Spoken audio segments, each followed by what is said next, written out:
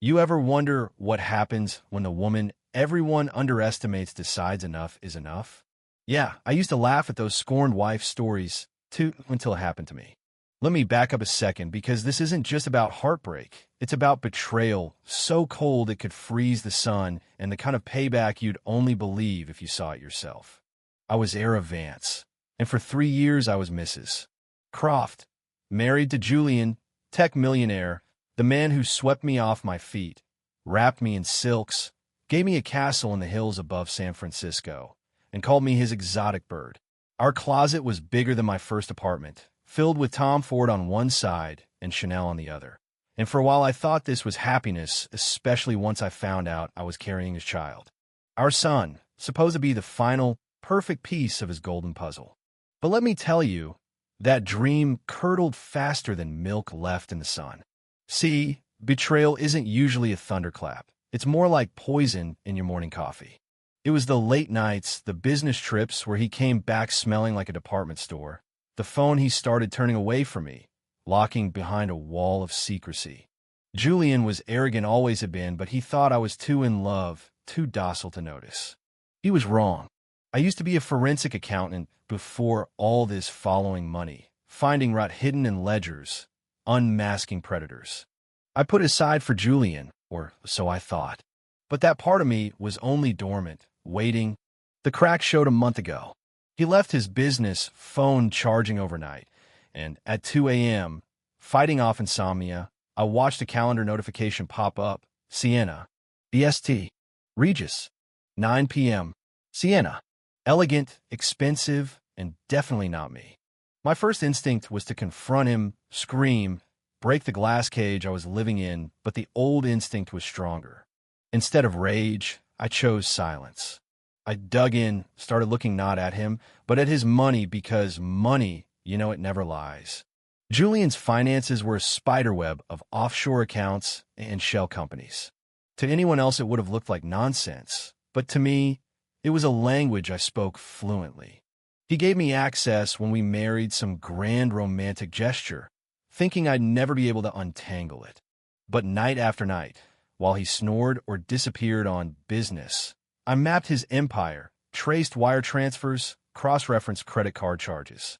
That's when I saw her Sienna Du Bois and realized he wasn't just having an affair. He'd built an entire parallel life for her, down to penthouse apartments, credit cards, even travel that mirrored his. The pain almost knocked the air from my lungs, but it also sharpened my focus. The final straw came on a Tuesday when I overheard Julian on a call with his attorney. He was talking about me, about how the prenup was ironclad, how my pregnancy complicated things, and how, with the right unstable, hormonal, unfit mother narrative, he could keep our child and control the story for his company's big IPO. That was the moment my heartbreak died, and the old era was reborn this time, armed with a mother's fury. I knew I needed help, so I called my brother Liam. He's a cybersecurity whiz, always the black sheep, the one who saw through Julian from the beginning. I texted him the code from our childhood, Operation Bonaparte. "For you, I go to war with God," he replied. That's when the plan was born. Julian had a trip planned to Lake Como with Sienna, and for 2 weeks, I played the perfect wife, even as my skin crawled when he touched me. I was a ghost, gathering every password, seed phrase, and security protocol, even found his crypto keys tucked inside a hollowed-out Art of War book. You can't make this stuff up. Meanwhile, Liam set up new identities, VPNs, fresh bank accounts overseas, every digital trick in the book. The night Julian left, he handed me a necklace, kissed my forehead, promised to call every day. I smiled, lied, told him I'd be waiting. As soon as the door shut, I dropped the necklace on the carpet, a shackle I'd never wear again. My office turned into a war room. Liam watched the security network. I started draining his empire.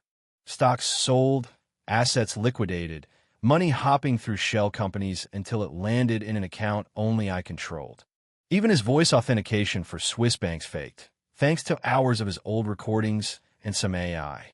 By sunrise, I'd moved $500 million, cleaned out every account, and left him a $100 bill where our fortune used to be.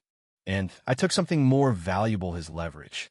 Deep in his server, he kept a blackmail folder, dirt on everyone from politicians to his own board. I copied it, loaded on a dead man's switch. If anything happened to me, it would hit every inbox on his list and a dozen newsrooms.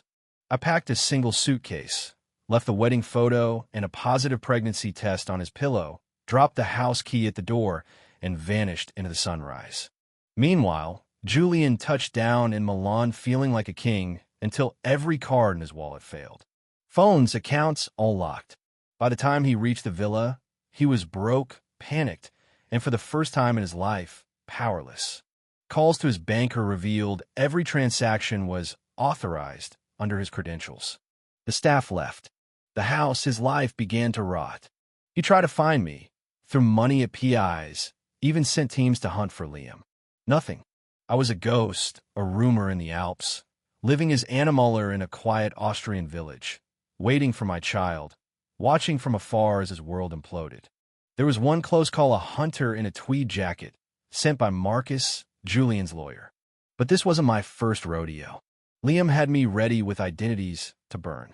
I led the tale on a wild chase through the Alps, staged an accident that bought me time, then vanished again.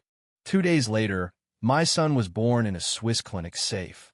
Julian's last stand was an email, a photo of his son, a divorce settlement.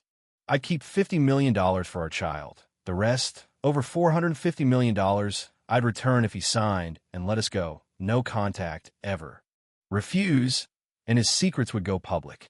He signed. I moved to Portugal with my son. Julian was left with his reputation and nothing else. Sometimes mercy is the cruelest thing. So here's my question to you. Was I justified, or did I go too far? What would you have done?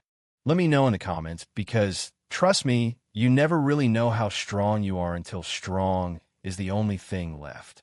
And if this story hit you where it counts, give it a thumbs up, share it, and subscribe. Who knows, maybe next time, the underdog will win again.